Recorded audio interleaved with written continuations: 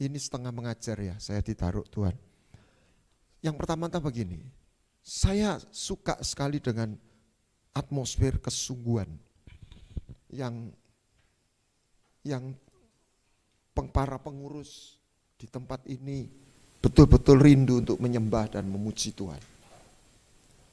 Dan biarlah jemaat itu mulai lebih aktif. Jadi jangan diam, jangan pasif, tapi mulai diajar. Karena penyembahan itu harus melibatkan juga tubuh. Ada angkat tangan, mungkin bisa sujud gitu ya. Percayalah ketika kita melakukan tindakan secara fisik, itu akan kenapa orang harus maju ke depan kalau mau sembuh? Kadang-kadang kenapa harus mengangkat tangan? Itu adalah sebuah tindakan iman. Bukan Tuhan tidak bisa menyembuhkan, tetapi Tuhan butuh pijaan. Itu yang saya belajar. Dan kata penyembahan itu selalu ada kata bow down. Ada satu ekspresi fisik. Dan yang kedua, Tuhan mau, ini yang saya mulai ajarkan di komunitas saya. Tujuan kita ini tabernakel Daud. Jadi sebuah orkestra nanti yang nyanyi itu semua. Supaya jangan kita ini lihat pertunjukan. Lah susahnya kalau Anda datang lihat pertunjukan, Anda kecewa. Karena nggak ada lampu kelap-kelip di sini. Datang aja yang ibadah yang menyediakan sebuah suasana pertunjukan yang excellent. Nah, hari ini kekhawatiran saya sekali lagi tidak anti dengan ibadah yang bagus. Itulah rasa. Dan ada sebuah gereja yang di luar negeri, jadi saya enggak di luar negeri punya cabang di Indonesia. Ya, Anda tahu sih maksudnya. Ada kasus dalam gereja ini. Saya bukan maksud menghakimi, tapi kebaktiannya itu jalan. Orang tetap berbondong-bondong, enggak ada masalah. Kalau kita mau lihat sisi mana? Oh, berarti orang itu tidak melihat jemaat, tidak melihat manusia. Pemimpinnya jatuh, tetap bertekun. Itu sisi satu. Tetapi sisi yang lain, moga-moga saya salah. Orang dia datang ke gereja, ibadah, itu cari rasa. Seperti orang ngafe. Hari ini ada namanya healing, hangout. Dan dia pertemukan rasa itu di situ. Apa itu salah? Tidak. Ada satu gereja, tidak salah, tetapi tidak lengkap. Banyak orang tidak sadar yang namanya spiritual formation. Anda tahu yang namanya hukum kimia? Siapa yang belajar kimia di sini? Itu buat saya itu sangat menggambarkan kebenaran. Ada ketemu fundo Yesua atau Yesua di True Life Materi, folder True Life Materi. Terus ada Yesua, ditayangkan bisa. Jangan ditayangkan, ini tetap PowerPoint. Bisa enggak? Sebagai background musik aja. Supaya enggak ngantuk. Oke, sampai di mana? Anda kalau tahu ilmu kimia, O2 itu bisa buat bernafas. Tahu O2? Oksigen. Kalau ditambahi 1C, itu bukan imbu-imbu, itu berubah. CO2.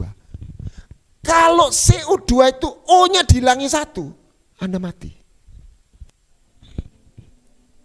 Ini namanya the miracle of chemistry.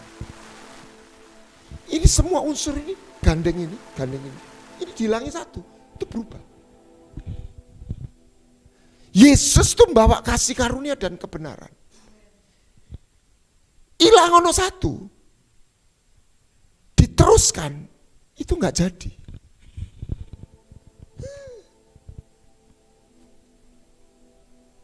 Anda masak kurang bumbu satu, yang pelengkap masih nggak apa-apa. Tapi kalau bumbu utama, masakan itu berubah. Rasa itu salah satu elemen, tapi bukan seluruh. Anda dan saya nggak bisa ikut Tuhan hanya cari rasa.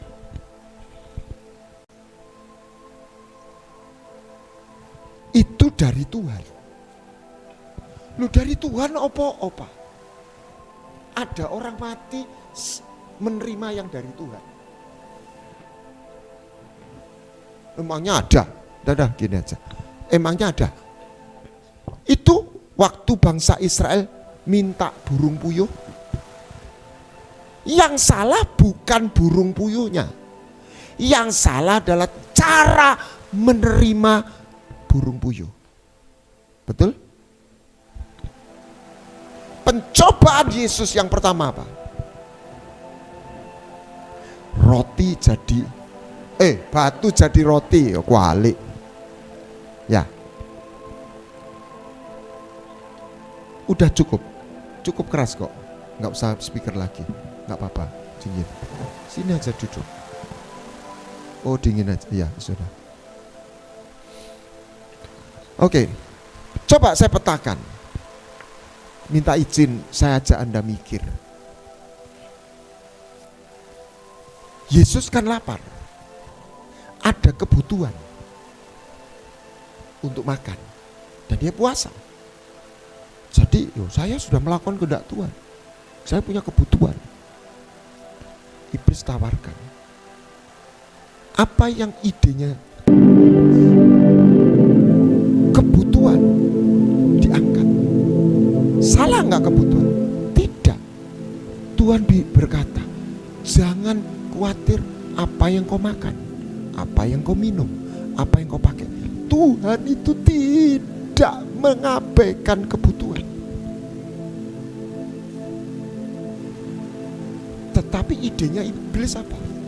Kebutuhan di atas kebenaran.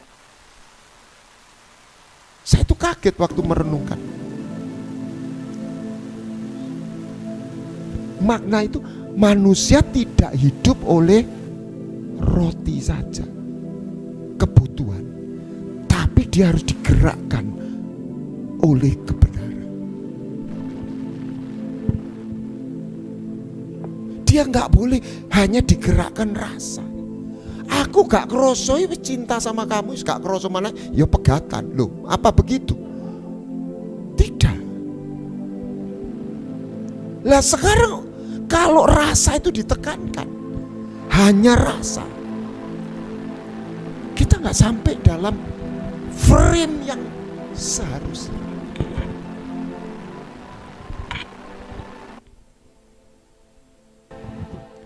Kita jadikan Yesus itu tempat ngafil.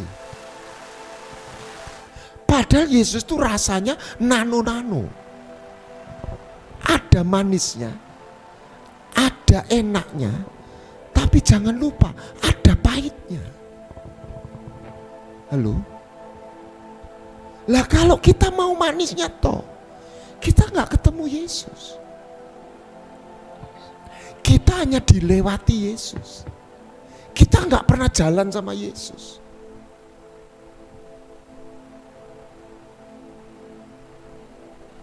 Saya itu merenungkan, saya tidak anti. Ada satu gereja berkata, berikan apa yang mereka mau. Nanti kita setelah itu kita bawa mereka apa yang Tuhan mau. Bagus toh. Loh, Tuhan sendiri itu juga mulai kebutuhan. Orang lapar bikin 5 dari 2 ekor ikan 5 potong roti. Enggak salah. Salahnya terus orang cari Tuhan karena pengen roti. Kamu cari roti toh? Tuhan sendiri ngomong. Terus mulai bicara berikutnya. Siapa yang tidak makan tubuhku, dagingku, dan minum darahku, dia tidak memiliki hidup. Opo iku? Mulai banyak yang mengundurkan diri. Saya khawatir di satu titik Yesus itu kesepian. Karena orang mau di sini terus. Orang mau lihat 2 ekor ikan, 5 potong roti jadi 5.000. Dan itu bagian Tuhan. Tapi dia mau Tuhan menurut selera kita akhirnya.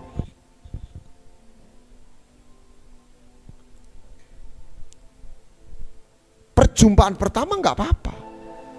Wong ketemu Bapak itu nggak perlu protokoler. Mau gembel, mau tidak kudus, kasihnya Bapak itu melawat. Tapi kalau berhenti di situ, nggak mau ikut jalan kebenaran, nggak bisa.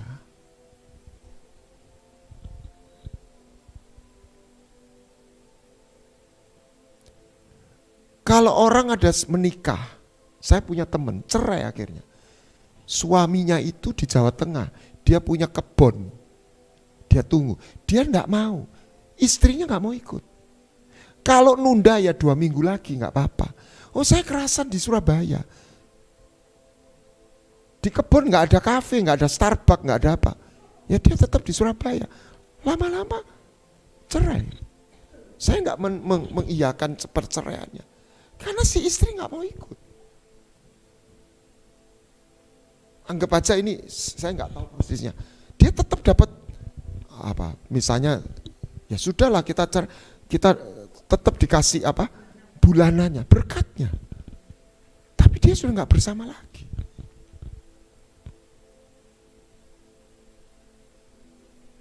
Tapi nggak dibenci, tetap dipelihara. Saya ngomong begini tuh hati saya tuh kayak ada tangisan. Bukan untuk jemaat ini, tapi untuk berita ini.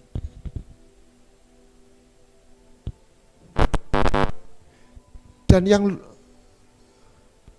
hari ini akhirnya terjadi sebuah tanda pelayanan pun sebuah persaingan. Dan satu ibadah yang memberi rasa yang luar biasa, itu nyedot jemaat yang lain.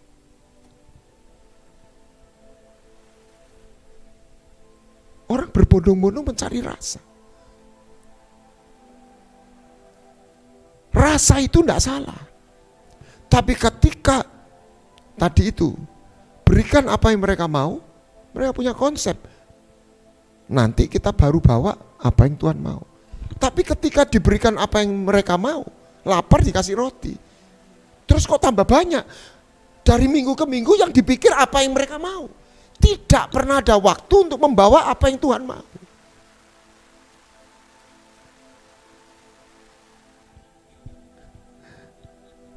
Saya nggak punya kepentingan.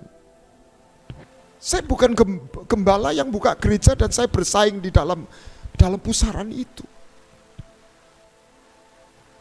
Tapi kalau itu terus terjadi, jemaat tuh kelihatannya gemuk, tapi nggak pernah berotot.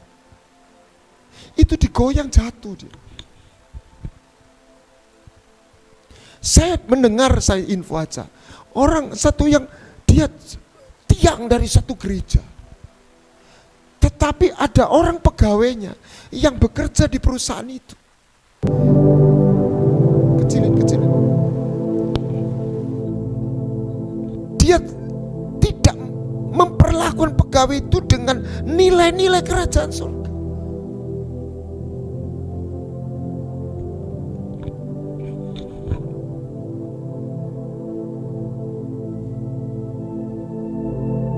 Saya sudah bagikan, saya nggak merasa saya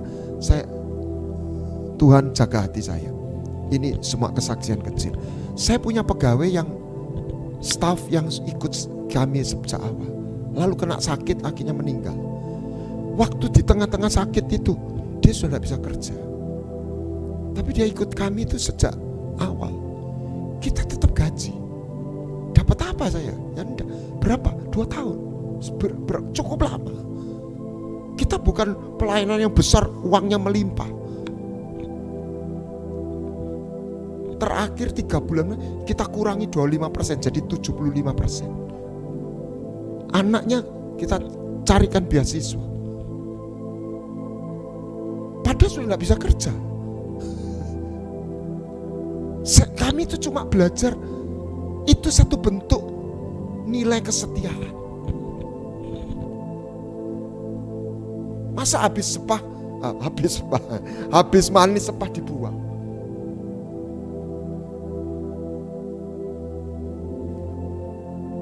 Selalu ada contoh-contoh kesempatan-kesempatan kecil. Oke, kita mulai. Ada kita supaya tahu kita ini menyembah Allah yang beda. Jangan samakan Allah itu seperti berhala. Berhala itu disogok, dikasih sesajen supaya seneng hatine apa? Nah, gamloong itu loh dikasih semangka, betul ya? Dipecahi semangka. Jadi kita jangan ibadah dengan paradigma itu. Kenapa doa pagi? Ya golek rezeki, supaya rezekinya ngalir. Walaupun ibadah itu mengandung janji. Maka carilah kerajaan Allah dengan kebenaran, maka kebutuhan akan dipenuhi. Tapi jangan ibadah untuk cari kebutuhan. Itu serupa tapi tidak sama. Karena orang mengikuti berhala itu seperti itu.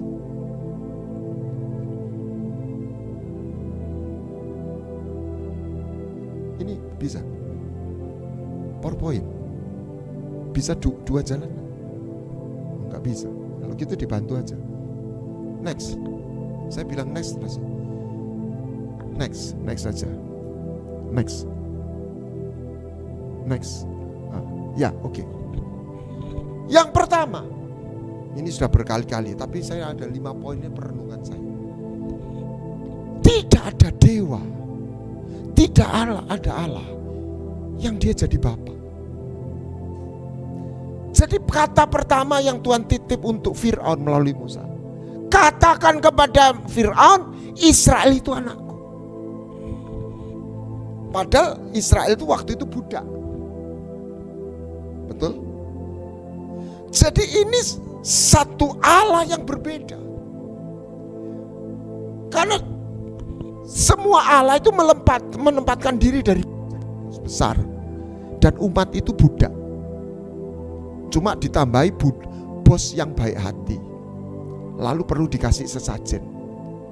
Suku Maya itu habis karena dia tiap kali mengorbankan manusia supaya turun hujan, panen jadi. Ketika kering dia nyembelih lebih banyak manusia. Ngeri sekali.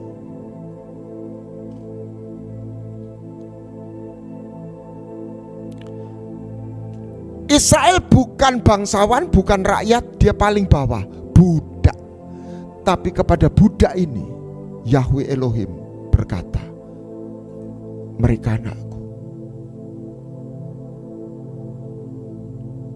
Nah, kita perlu ketemu Bapak, kita perlu punya hati anak. Jangan beribadah tuh pakai hati budak. Lah kita ini harus lepas dari image budak.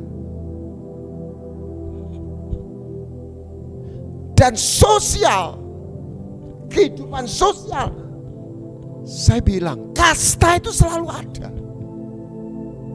Walaupun formal tidak formal. Maksud saya di kehidupan sosial.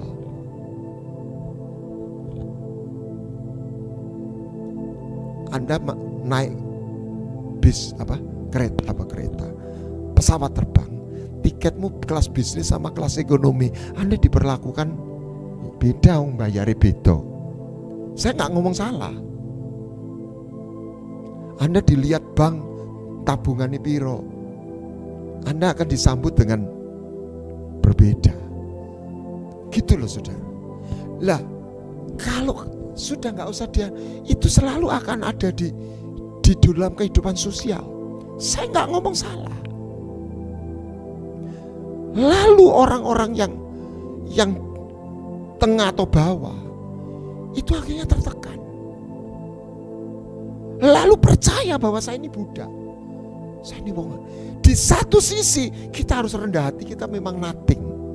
Apalagi kita tidak ada yang konglomerat di sini, ya toh.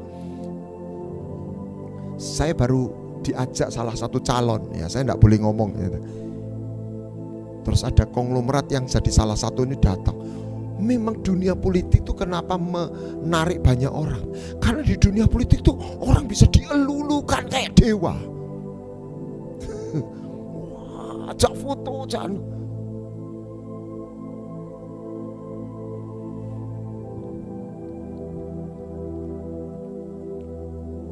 Nah, gereja seharusnya memberikan satu nuansa. Kalau jemaat datang, mau yang kaya, mau yang tidak kaya, kita ini semua anak. Coba reuni keluarga.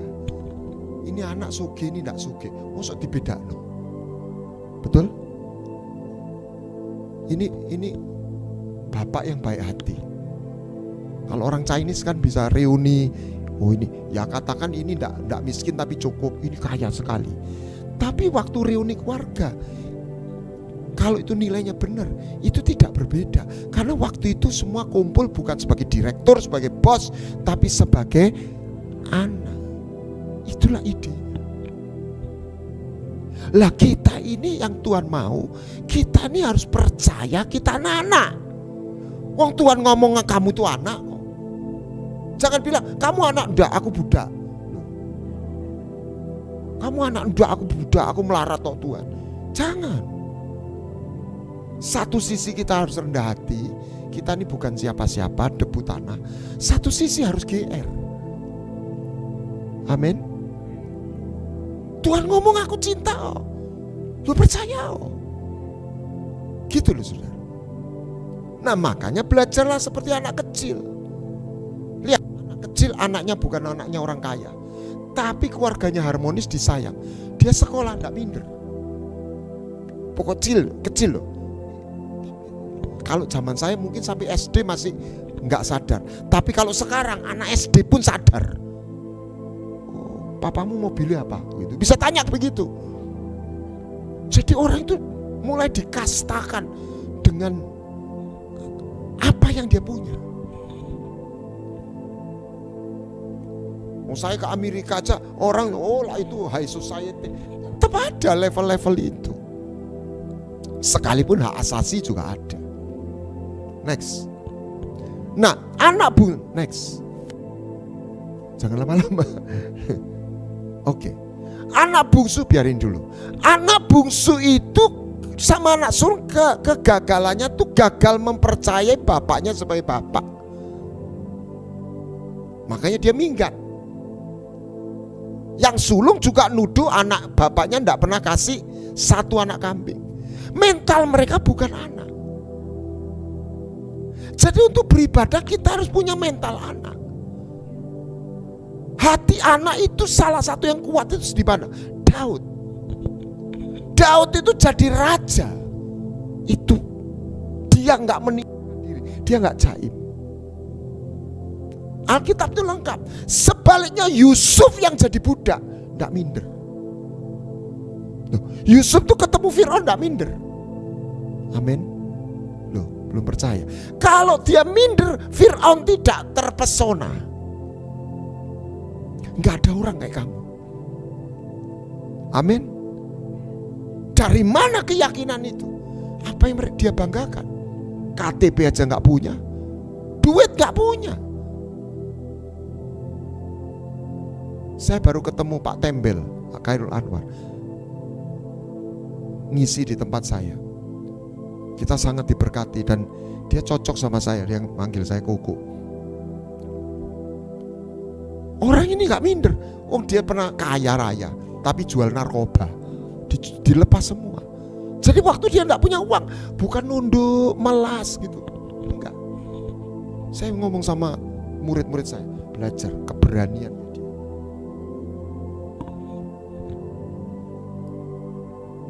Nah, Tuhan melepaskan bangsa Israel untuk beribadah, bukan hanya untuk bebas.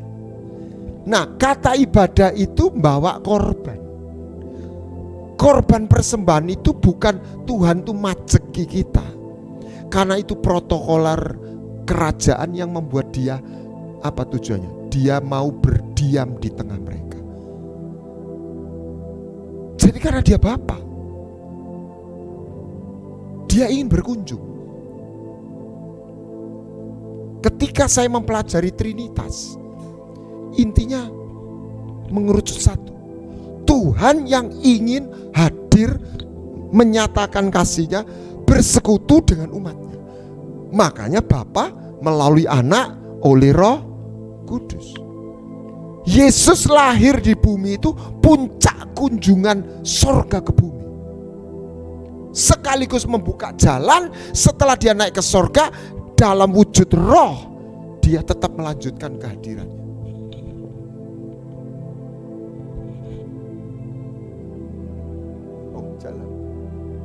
Nah, jadi ini Allah yang mengadopsi kita menjadi anaknya.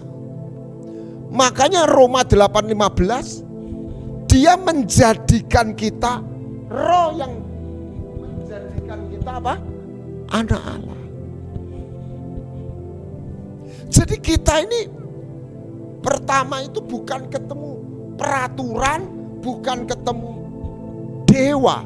Kita harus mengalami kehadiran dia sebagai Bapa. Itu starting point ibadah. Karena banyak orang ibadah dengan versi yang berbeda. Persoalan bangsa Israel keluar dari Mesir, dia sudah jadi anak, statusnya hati Tuhan mau ngasih, memperlakukan mereka sebagai anak, tapi mereka dibelenggu karena 430 tahun diperbudak, mental mereka budak. Hari ini kalau engkau punya mental budak, lepaskan itu. Bahwa kita tiba-tiba lihat orang bisa minder, itu manusiawi, kemanusiaan lama kita. Tapi kita harus lawan. Bukan sombong loh. Sombong juga keliru lagi. Tapi kita pasti mensyukuri. Makanya Tuhan ingatkan, jangan bangga. Kalau kaya pun jangan bangga karena kaya. Kalau pinter pun jangan bangga karena pinter. Tak tambah ya. Kalau ayu pun jangan bangga karena ayu. Kalau ganteng pun jangan bangga karena ganteng. Tapi boleh ayu ganteng, boleh enggak? Boleh. Boleh kaya enggak? Boleh. Mosok anak Tuhan melarat elek kabeh. Gitu loh saudara. Tapi jangan bangga, aku ayu loh. Oh kon gak spiro ayu. Jangan begitu. Aku soge, kon gak spiro soge. Bukan. Kita nih kebanggaan kita satu, Tuhan kasih karunia-Nya. Aku ini berdosa, aku ini gak kenal, didatangi Dia yang mencintai aku lebih dulu. Tuhan Maha Kuasa, pencipta langit bumi. Anda jangan nyembah Tuhan tuh nyogok Tuhan. Oh dia bukan gila sembah loh. Kalau enggak nyembah kamu tak hukum. Enggak. Krismanu sama. Tuhan itu tidak mengasihi, lebih mengasihi karena kita melayani. Saya baru ketemu satu orang gereja besar, jemaatnya. Dia tertuduh karena harus cari jiwa. Kalau enggak perform, jadi dia, aku nggak layak. Saya cerita, saya mulai dari mana? Saya coba di jamaah Tuhan. Oh gitu ya Pak ya. Saya nggak pernah punya ide seperti itu. Loh saya melayani Tuhan bukan supaya saya lebih dikasih Tuhan. Saya nggak melayani Tuhan, saya dicintai Tuhan. Saya bilang gitu. Saya melayani Tuhan karena saya ingin berjalan bersama Dia.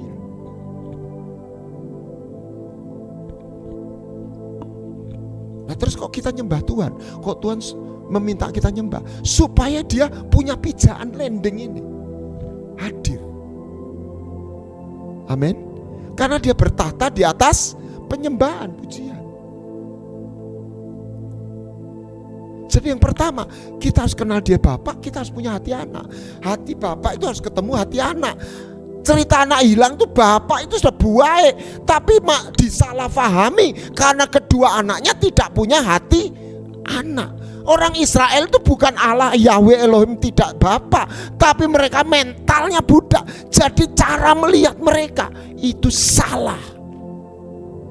Makanya keluar apa? Ngomel. Karena mereka gak punya hati anak.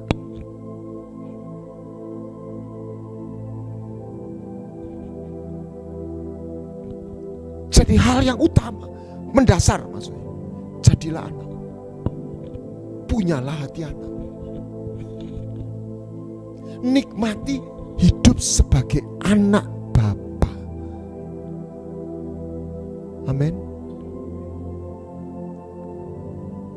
Oh Yesus. Oh bisa. Lihat ya. Ini sayang. Ini bukan hanya kebaikan. Sayang itu selalu diikuti apa? Rindu, kangen, betul ya? Inilah ekspresi Bapa melalui Yesus. Karena hatinya Bapa, pikirannya Bapa, kehadirannya Bapa itu diwakili oleh Yesus. Ucapan ini ucapan Yesus, tapi lahir dari pikiran dan hatinya Bapa. Engkau yang membunuh nabi-nabi, yang aku utus, tapi aku gak berhenti mengasihimu. Aku pengen ketemu engkau, aku pengen berkunjung, menjumpai engkau. Teman saya punya cucu, nikahnya anaknya di Amerika, ya sebulan di sana tinggal sana. Kenapa? Ya kepingin ketemu anaknya, kepingin ketemu cucunya. Amin. Itu namanya cinta yang personal, bukan cuma kebaikan. Oke? Untuk mengenal ibadah, yang pertama kita harus jadi anak. Maksud saya bukan berhenti status, mental, hati, cara berpikir.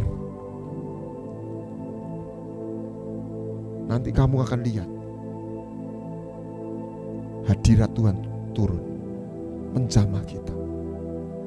Ajaib. Yang kedua, Dia Allah yang mengikat perjanjian. Ismail itu yang tidak punya apa? Perjanjian. Yeremia 33, saya tadi ketik-ketik di sini. 21, coba pikirkan. 20 sampai 21. Beginilah firman Tuhan. Coba ada yang baca? Mary, bisa dibaca. Yeremia 33. Tes. Yeremia 33 ayat Tes. 20 dan 21. Beginilah firman Tuhan, jika kamu dapat mengingkari perjanjianku dengan siang dan perjanjianku dengan malam, sehingga siang dan malam tidak datang lagi pada waktunya, maka juga perjanjianku dengan hambaku Daud dapat diingkari, sehingga ia tidak mempunyai anak lagi yang memerintah atas tahtanya. Begitu juga perjanjianku dengan orang-orang Lewi, yakni imam-imam yang menjadi pelayanku. Oke. Padahal kan Tuhan membuat perjanjian sama Israel secara umum. Kenapa dia bicara tentang Daud? Raja. Lewi apa? Imam. Semua anak Tuhan itu sebenarnya lahir jadi anak Tuhan dengan perjanjian. Tetapi untuk masuk jadi imam dan raja, secara pribadi kita harus mengalami masuk dalam perjanjian. Saya terkejut, ibadah selalu kita ngomong firman. Ternyata enggak. Ibadah itu dua pilar, firman dan perjanjian. Karena melalui perjanjian itulah pintu masuk kehadiran, bahkan keintiman. Orang Israel itu, saya ada di sini. Mana? Enggak ada.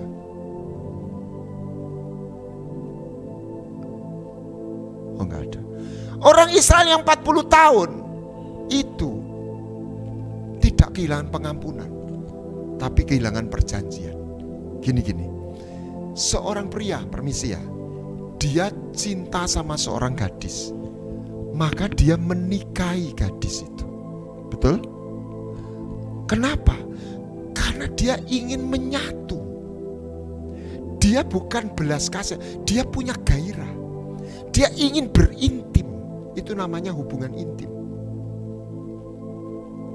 dengan orang yang dia cintai. Makanya dikatakan seorang laki-laki meninggalkan ayahnya dan ibunya, bersatu daging. Itu bicara hubungan intim.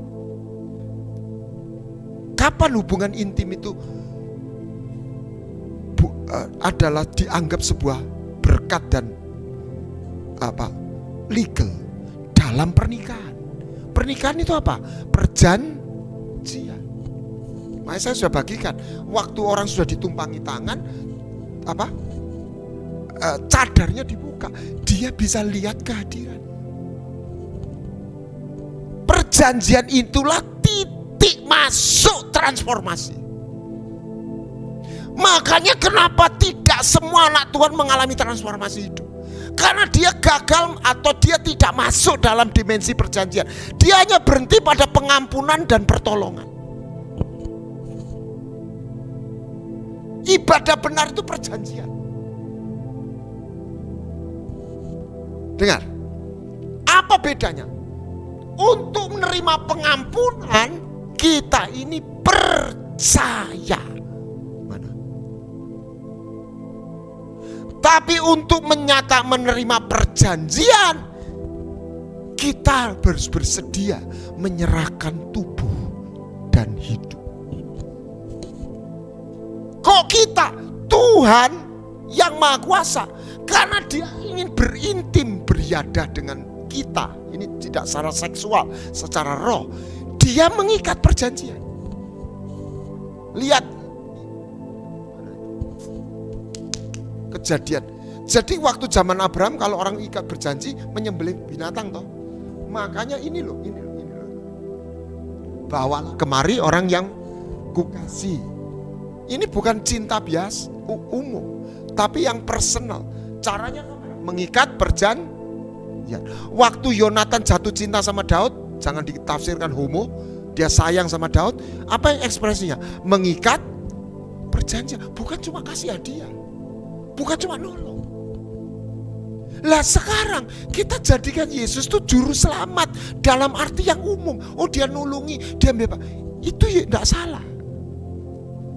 Tapi di balik itu sebenarnya tidak lahir dari cinta yang umum, cinta yang dalam perjanjian. Seperti Boas menjadikan Rut istri. Ini titik masuk. Nah, korban sembelihan. Apa itu? Tubuh dan darah. Makanya Abraham membangun mesbah, membangun korban. Lalu ada suluh berapi. Masih ingat Kejadian 15? Yang suka baca Alkitab tahu, yang tidak pernah baca ya tidak tahu. Jalan, berarti suluh berapi itu siapa? Tuhan. Dia melewati.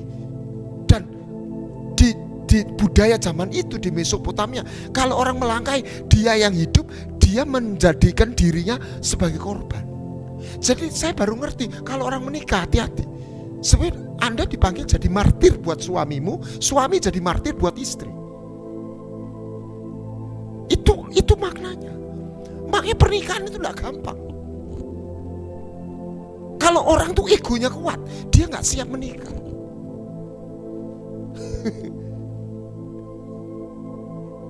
Hanya lewat pernikahan orang boleh berhubungan intim.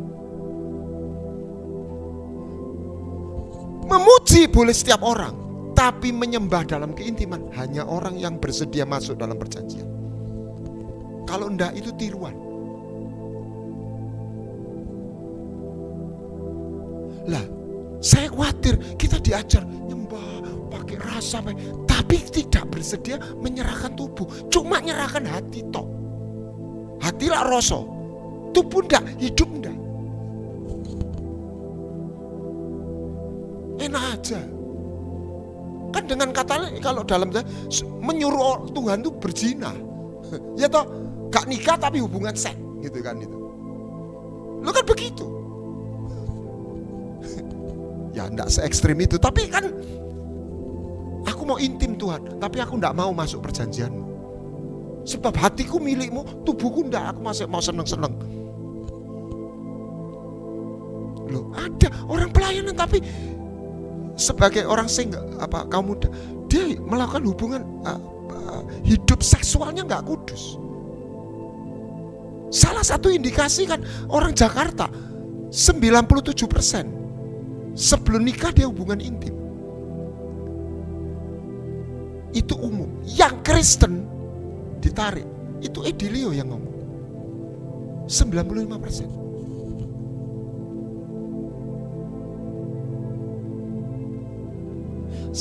Saya ngomong ini bukan jadi hakim loh ya. Saya nggak merasa, tidak merasa saya kudus, itu nggak kudus, bukan. Tapi yang saya mau soroti, kita nggak bisa hanya berromantisme dengan Tuhan. Orang masuk nikah itu enggak cuma romantisme. Ada saatnya romantis iya, tapi ada saatnya nangis juga. Ada saatnya kita melewati sesuatu yang pahit.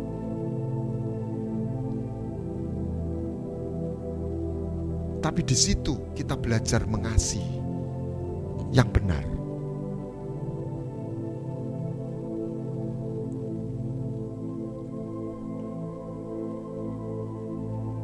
Ini, berpadulah hati Yonatan pada Daud, lalu mengikat. Ini bukan kasih yang umum, cuma belas kasihan. Ini kasih yang personal membawa perjanjian. Saya sudah bagikan, kalau ada kaya raya ke panti asuhan, bawa hadiah, itu namanya kebaikan belas kasihan. Tapi tiba-tiba dia lihat satu anak, dia bilang, sini nak, namamu siapa? Abigail. Umur berapa? 10 tahun.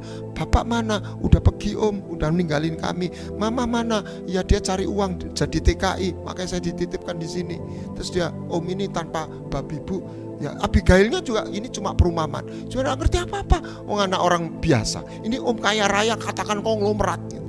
Kan secara sosial beda jauh. Tiba-tiba om ini, Abigail, ya om. Ya dia datang ya sebagai om seperti dewa gitu. Om sayang sama Abigail. Abigail mau jadi anaknya om. Itu bukan belas kasihan Bapak Ibu Saudara. Itu sayang. Loh kok sayang? Jasanya Abigail apa? Ya enggak ada. Amin. Itu loh artinya, bukan kita yang mencintai Tuhan. Loh saya seringkali, Tuhan apa? Oh, engkau mengasihi aku. Anda gak pernah dapat jawabannya. Emangnya kita lebih baik? Ruth itu loh, saya sudah bagikan. Ruth itu udah perempuan. Mohon maaf, BL kan perempuan kan di bawah yang pria, kan gak bisa jadi imam, ya toh? Udah perempuan. Moab, ingat Moab itu keturunan 10, gak boleh masuk bait. Ini kalau orang Chinese itu turunannya bibit bebetnya jelek kabeh. Melarat lagi. Melarat wedok Moab. Janda, wah janda lagi. Terima kasih 4. Mobil bekas. Tapi buat jatuh cinta sama Ruth. Lu gila kan? Dia bos besar loh. Kalau orang gulem, emangnya gak ada perempuan lain? Lu kan begitu. Saya nangis sama waktu baca Ruth. Saya gak lihat terus, saya lihat diri saya. Menurut Tuhan. Dan Tuhan tidak minta kita mencintai dia. Istilah gini, kita mencintai dia itu karena dia kita mengalami. Jangan sok kita bisa mencintai dia. Orang iso. Kita ini bisa mengasihi dia karena kita mengalami kasihnya. Yang dia minta, kita percaya dia mencintai kita. Itu hadiah buat Tuhan. Itu persembahan. Tapi jangan lupa, kalau kita percaya, kita mau step kedua menerima cintanya. Konsekuensinya seorang gadis bukan bayar traktiran, dipek. Yang sudah nikah, Anda tahu dipek. Makanya seorang perempuan itu kalau sudah jadi istri tidak dicintai, nelongso, dipek kok tidak dicintai, kan gitu sih, gitulah. Ya, saya bela ibu-ibu. Ini God of Covenant. Yang tidak ada di kepercayaan lain itu perjanjian.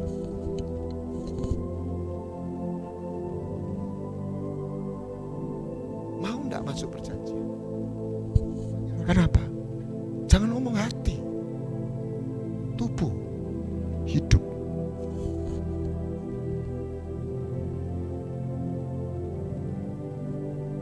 Kedua, yang ketiga, Dia Allah yang menyembuhkan, memulihkan. Anda harus tahu, jubah yang kotor, liwat perjanjian itu jubah yang kotor. Ini kunci transformasi. Saya itu bersaksi berkali-kali. Ketika saya sebagai manusia itu pernah sumpek, bete gitu. Ketika saya mulai mencari Dia, satu titik, masuk, beng. Itu nggak tunggu 1 jam lagi. Itu betul yang dikatakan mata air memancar di padang gurun. Sumpek itu set hilang. Diganti dengan sesuatu kekuatan yang baru. Damai sejahtera.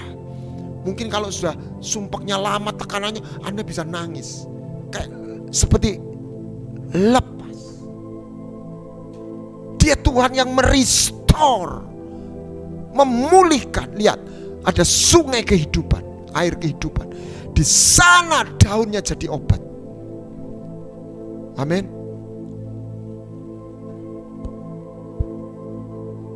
Masuk perjanjiannya, Anda boleh minum sungai itu. Berbahagialah orang yang membasuh jubahnya. Dia bisa minum sungai kehidupan itu. Dia bisa makan buah pohon kehidupan. Daunnya aja jadi obat, apalagi buahnya. Itu bukan lagi sembuh, kehidupan. Tapi yang masuk harus punya jubah. Jubah itu apa? Anda menerima perjanjian. Makanya anak bungsu dikasih jubah baru, disembelihkan. Itu covenant.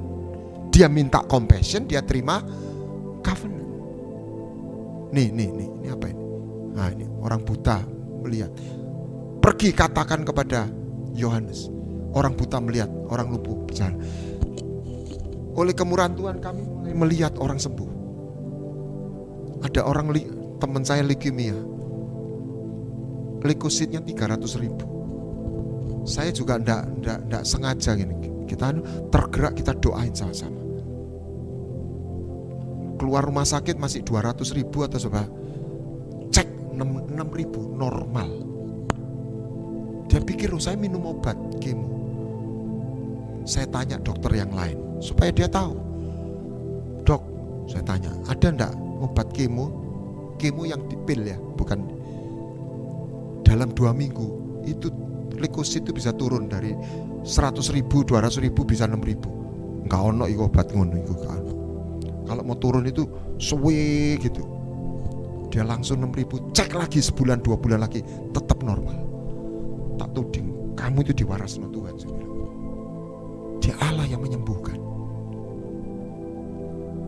Saya sudah mulai melihat dan saya minta, ini saya dengungkan, kita minta jadi pelayan perjanjian baru. Beritanya itu bukan huruf. Pengajaran ini pun Yesus mengajar dengan kuasa. Tuhan itu lakukan 3, preaching, healing, deliverance. Minta yang datang itu sembuh, lepas dari tekanan. Amin. Dia Allah yang menyembuhkan, Dia Allah yang merestore. Lihat waktu dia di mana? Sinagog pertama kali. Ini deklarasi.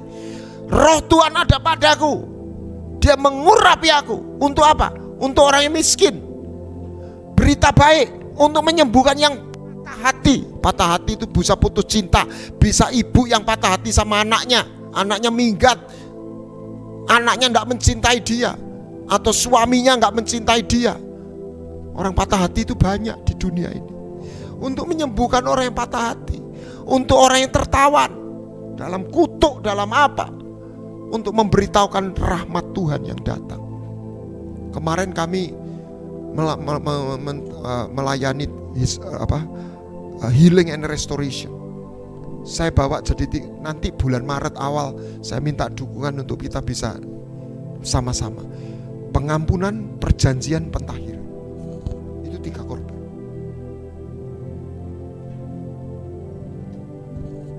Saya waktu melakukan uji coba retreat di Batu, anak-anak muda, setelah masuk 3 season itu, saya suruh doa sendiri. Saya tidak doain, tidak main musik, kamu nyembah, mau duduk, mau berdiri, mau jalan, terserah. Dan saya surprise 80-90 mereka connect. Ada yang nangis-nangis sendiri, ngelosor apa. Saya cuma terus guyonan sama yang tim ini. Lawis ngene gak butuh pendeta, karena sudah terhubung, menemukan jubah imam. Iman tuh harus mengalami perjanjian, harus mengalami pentahiran. Ketemu Bapak gak perlu tahir, masuk ruang kudus, dwelling place harus tahir. Yang keempat, Tuhan itu yang diperlukan iman. Dia nantang, burung aja tak pelihara. Mental kita harus ada. Amin. Kita harus mengalami pemeliharaan supranatural dan natural. Jangan hanya mengandalkan supranatural toh. Kita harus percaya dengan hikmat mengelola. Tapi ada saat-saatnya kita butuh supranatural juga. Tapi percaya, sampai dia bilang, Bapak mana yang jahat anaknya minta roti dikasih batu, burung aja tak pelihara. Tuhan gembalaku apa? Tidak kekurangan. Hakim jahat aja dimintai, sampai ngomongnya tuh berkali-kali seperti itu. Dan saya melihat, salah satu yang saya bersaksi, saya itu kan orang yang dalam pelayanan. Lala COVID, saya jemaat yang tidak punya COVID, tidak ada pelayanan, tidak ada aktivitas.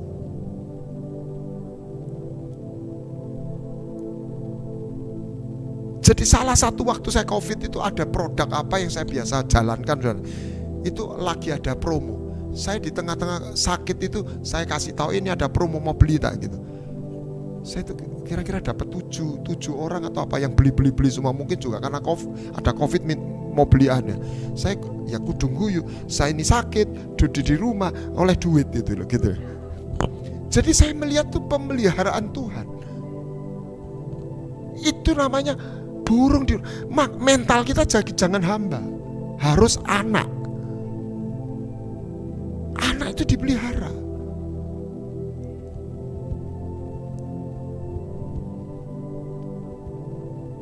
Saya tidak bermewah-mewah, tapi saya berkata, saya juga tidak berhemat-hemat waktu COVID itu. Ya biasa aja.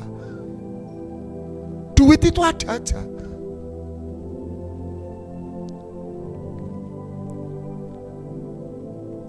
Tapi jangan cerita bangga dengan itunya. Banggalah, dia bapakku. Gitu loh.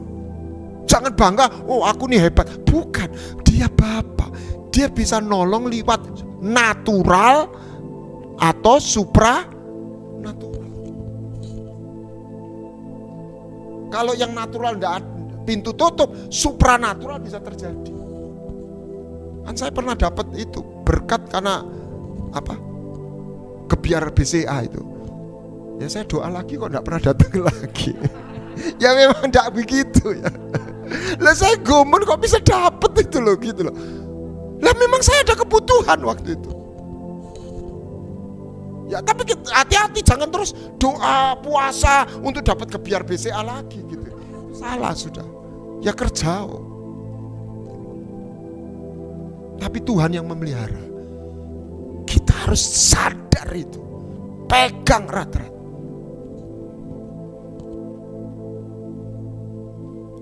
Padang gurun, teorinya mati kan?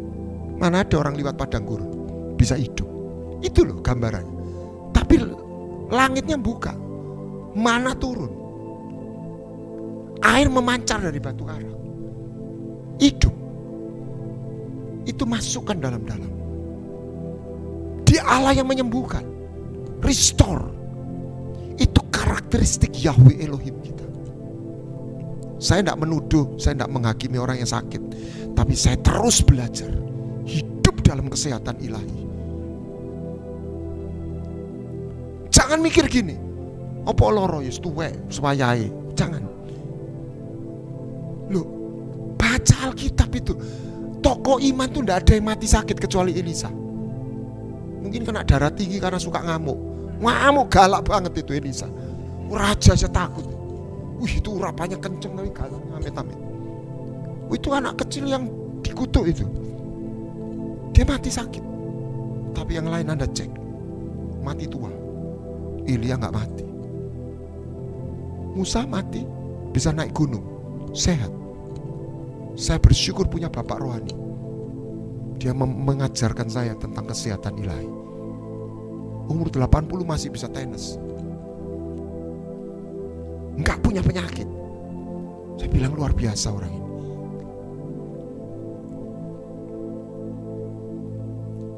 Ini yang kelima, ini penting. Lihat ya, ini. Siapa keturunan Abraham? Blessed people atau penakluk? Lihat. Aku akan memberkati engkau berlimpah-limpah, ya, janji berkat. Keturunanmu akan apa? Penakluk. Dia Allah yang mengajari kita berperang. Jangan piti. Kemarin dalam retreat pembekalan, kita bukan hanya minta, kita harus sadar apa yang sudah Tuhan kasih dicuri iblis, rebutan balik. Doanya bukan minta Tuhan, dalam nama Yesus itu bagian yang Tuhan Bapak berikan, kembalikan. Kita bertobat dulu. Saya khawatir ada berkat-berkat yang dicuri sama iblis. Kita harus bisa perang, bukan melas. Amin. Kalau tidak punya duit, minta sama Tuhan. Setelah minta, Tuhan bilang, oke. Ya ini bukan selalu gitu. Bisa begini. Dalam nama Yesus, hai utara, jangan ditahan. Hai selatan, berikan. Lepaskan berkat itu. Dalam nama Yesus. Anda bisa melakukan itu. Tapi ya jangan cuma sebuah ritual. Anda nyembah, Anda dapat conviction itu. Aku memerintahkan berkat itu datang dalam nama Yesus. Saya tidak tahu benar atau salah, tapi ini istilah guyonan itu ilmu setengah dewa. Kathryn Kuhlman tuh kalau kehilangan kertas catatan di mobil, dia bilang ini, aku perintahkan catatan itu kembali dalam nama Yesus. Lalu diserogol lagi, ketemu tuh. Keren ya, keren itu. Saya bilang itu, saya mau itu. Loh, ya enggak selalu seperti itu, tetapi ada saya butuh sekarang, kembalikan, kirim, balik. Jadi kekristenan itu bukan ngajari ayam berenang, mengaktifkan benih ilahi. Batunya mesti dikeluarkan, semak-semaknya tuh belukarnya dicabut. Itu kehidupan keluar. Lihat. Anda lihat anak kecil, pertumbuhan yang punya anak. Anda ngajari anak kecil ngomong. Anda ingat, mungkin ngajari 20 kata, tapi tiba-tiba dia bisa ngomong 50 kata. Loh, apalagi yang jenius, murmur bisa ngomong. Loh, belajar tekondi. Karena itulah gen manusia.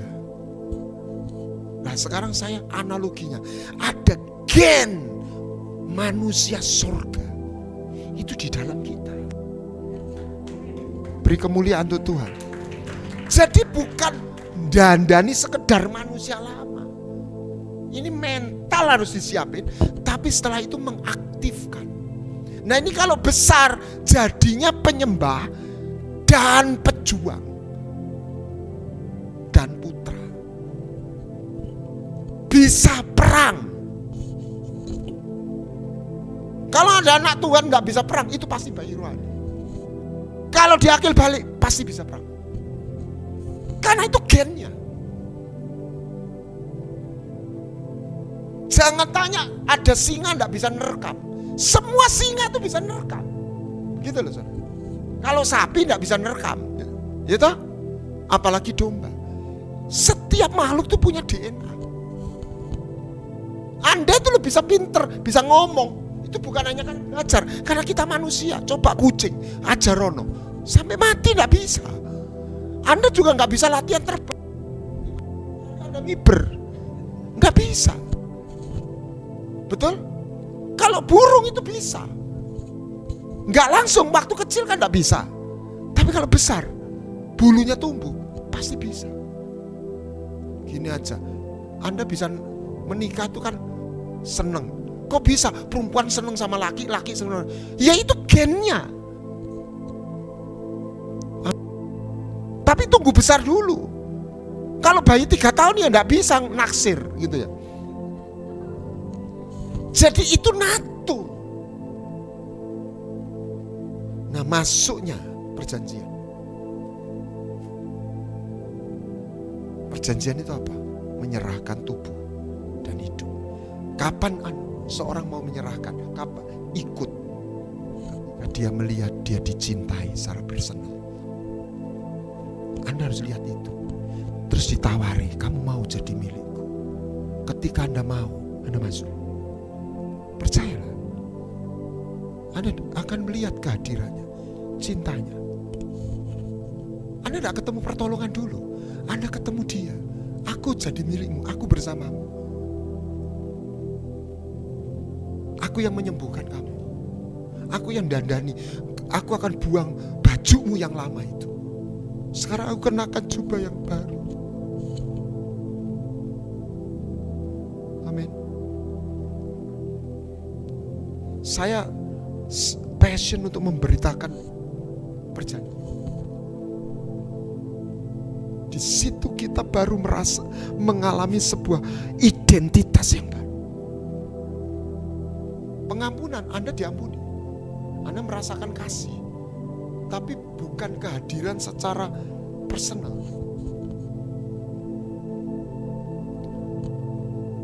Siang ini saya terdorong masuk perjanjiannya.